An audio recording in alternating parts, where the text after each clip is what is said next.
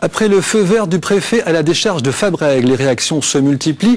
Aujourd'hui, Areva annonce qu'elle va déposer un recours administratif pour demander l'éloignement de la décharge.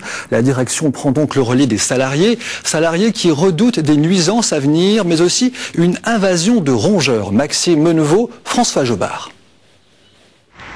Après les salariés, c'est la direction du groupe Areva qui prend la relève.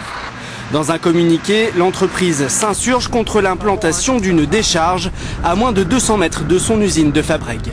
Elle compte déposer un recours administratif contre la décision du préfet, une position qui réjouit les syndicats opposés au projet depuis le début. Aujourd'hui, la direction attaque l'arrêté du préfet, donc la direction rentre dans la bagarre et va prendre le relais. Je pense qu'ils prendront le relais beaucoup plus fort que ceux que les représentants du personnel, que l'on croit jamais. Mais aujourd'hui, peut-être que ceux qui ne le pensaient pas verront que nous faisons pas de bluff et que le risque il est quand même très grand. Direction comme salariés craignent que la future déchetterie ne dégrade considérablement leurs conditions de travail, tant du point de vue de l'hygiène que des odeurs.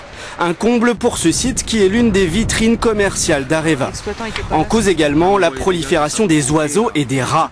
Elle pourrait menacer la sécurité même des 280 employés.